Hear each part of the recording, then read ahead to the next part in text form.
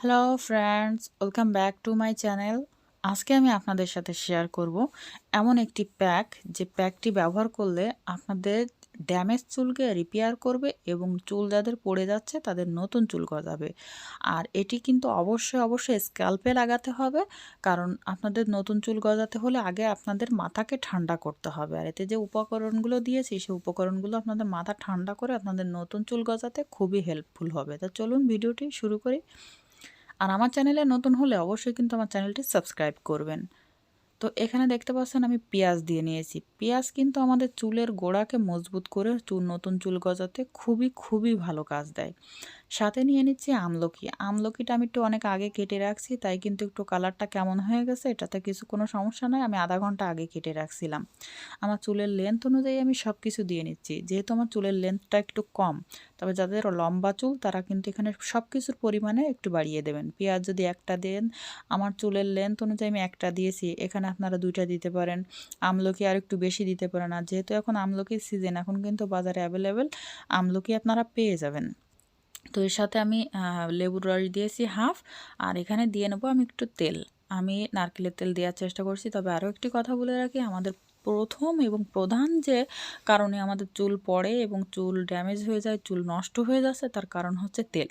তেল কিন্তু আমরা আসলে সঠিকটা ব্যবহার করতে পারি না, কারণ আমরা সাধারণত এখন বাজারের থেকে কেনা তেলটাই ব্যবহার করি। তাই তেলটা চেষ্টা করবেন আপনারা অর্গানিক কিভাবে বানাবেন, বাড়িতে কিভাবে অর্গানিক তেল বানাবেন তার একটা ভিডিও যদি না জানেন তাহলে আমাকে কমেন্ট করবেন, আমি দেখিয়ে দেবো যে অর্গানিক মানে আপনারা নারকেল থেকে কিভাবে তেল বের করবেন।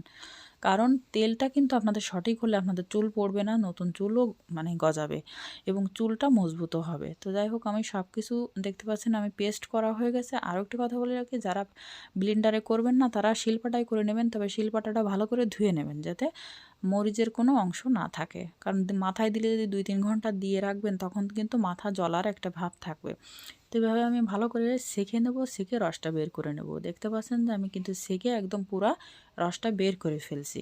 আরও একটি কথা বলে রাখি, এটা কিন্তু বেটার রেজাল্টের জন্য আপনারা সপ্তাহে 2 দিন ব্যবহার করবেন এবং 1 মাস ব্যবহার করলে আপনারা এত দারুণ ফলাফল পাবেন সেটা বলে বোঝানোর না। সপ্তাহে 2 দিন ব্যবহার করুন, একটা মাস ব্যবহার করে দেখুন আপনাদের নতুন চুল গজাবে। চুলকে ড্যামেজ যদি থাকে সেটা রিপেয়ার করে আপনাদের চুলকে স্ট্রেট করবে এবং চুলের আমূল পরিবর্তন বুঝতে পারবেন। তো দেখতে পাচ্ছেন যে আমার প্যাকটি কিন্তু রেডি হয়ে গেছে। এবার আমি এই প্যাকটি কিন্তু মাথায় অ্যাপ্লাই করতে পারবো। তবে যদি কিনা আপনারা তুলার সাহায্যে মাথায় লাগাতে চান লাগাতে পারেন, আবার যদি কারো সাহায্য নিতে চান সেটাও নিতে পারেন। আরও একটি কথা বলে রাখি, যদি এটা আপনারা চুলের গোড়ায় লাগাবেন এবং আগায়ও লাগাবেন, কিন্তু শুধু খালি গোড়ায় লাগাবেন আগায় লাগাবেন না, তাহলে কিন্তু আপনাদের ড্যামেজ চুল কিন্তু রিপেয়ার হবে না। কারণ আগায় যদি না লাগান তাহলে সবথেকে ভালো কথা, প্যাকটি যখন থেকে লাগানো শুরু করবেন তখন থেকে কিন্তু অবশ্যই আপনারা চুলের আগাটা একটু কেটে নেবেন। এবার আমি লাস্ট দিয়ে দেব এখানে একটু কফি আমি লাস্ট কেন দিচ্ছি সেটাও আমি আপনাদের বলে দিচ্ছি।